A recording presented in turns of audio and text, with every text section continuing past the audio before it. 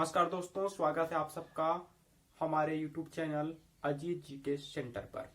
दोस्तों, आज हम एक नए विषय को लेकर के आए हैं। आज एक नए विषय का श्रीकड़े से करने जा रहे हैं, जिसका नाम है इतिहास। दोस्तों, इतिहास शब्द को सुनते ही मन प्रफुल्लित हो उठता है, प्रसन्नचित हो उठता है। इसका प्रमुख कारण यही है कि इतिहास मूल रूप से किस्से, कहानियों और छोटी बड़ी घटनाओं से संबंधित होता है, संयुक्त होता है। इसका मतलब ये नहीं कि हमारे अतीत में जितनी भी किस्से, कहानियां हैं, कपोल कल्पित उनको इतिहास मान लेंगे। हम अपने अतीत की घटनाओं को तभी इतिहास मान सकते हैं जब उनके संबंध में कोई लिखित विवरण या साक्ष्य उपलब्ध हो। ऐसा कहें तो ज्यादा सार्थक रहेगा कि इतिहास का अर्थ है या इतिहास की परिभाषा है कि मानव विकास का वह काल जिसका लिखित विवरण उपलब्ध है, उसे इतिहास कहते हैं या उसे इतिहास के अंतर्गत रखते हैं। मानव विकास का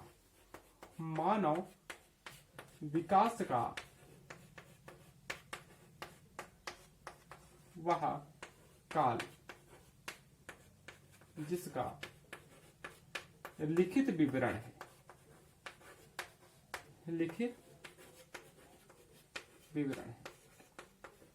उसे क्या कहते हैं? उसे इतिहास कहते हैं। तो मानव विकास काल का या मानव विकास क्रम का वह काल जिसका लिखित विवरण है या पूरा तात्विक साक्ष्य है, उसे इतिहास के अंतर्गत रखा जाता है, उसे इतिहास कहते हैं। ये तो हो गया इतिहास की परिभाषा। दोस्तों, अब हम जानेंगे कि इतिहास को कितने भागों में बांटा गया है। हम आपको बता दें कि पाठन और लेखन कला शैली के आधार पर इतिहास को 3 भागों में बांटा गया है। प्रागैतिहासिक काल, आद्यैतिहासिक काल और ऐतिहासिक काल। कितने भागों में? 3 भागों में। इतिहास को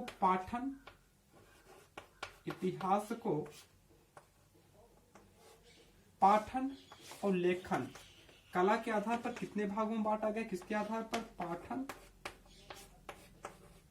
और लेखन कला।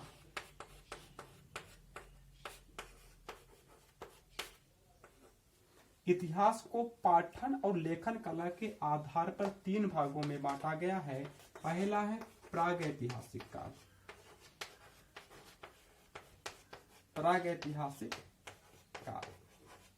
दूसरा है आद्यैतिहासिक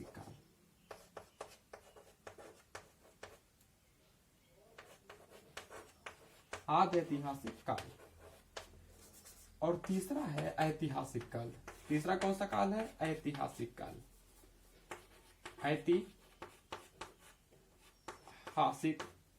ऐतिहासिक काल। दोस्तों, इतिहास को पाठन और लेखन कला के आधार पर 3 भागों में बांटा गया है। पहला है प्रागैतिहासिक काल, दूसरा है आद्यैतिहासिक काल और तीसरा है ऐतिहासिक काल। प्रागैतिहासिक काल से आशय मानव विकास के उस काल से है या मानव के उस कालखंड से है जब का मानव न तो लिखना और न ही पढ़ना जानता था, यानी कि लेखन और पाठन कला से अनभिज्ञ था। दूर दूर तक इसे लिखना और पढ़ना नहीं आता था। इसे पता ही नहीं था कि किसे कहते हैं लिखना और किसे कहते हैं पढ़ना।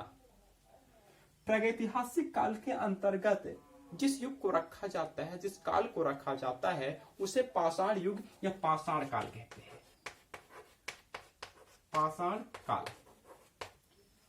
पाषाण काल कहते हैं। प्रागैतिहासिक काल के अंतर्गत जिस मानवीय काल को रखा जाता है उसे पाषाण काल या पाषाण युग कहते हैं। पाषाण का मतलब होता है पत्थर, काल का मतलब होता है समय, यानी कि पत्थरों का समय। इस समय का मानव यानी कि पाषाण काल का मानव हथियारों और औजारों के निर्माण के लिए पत्थरों का उपयोग करता था, अर्थात पत्थरों के माध्यम से हथियार और औजार बनाए जाते थे।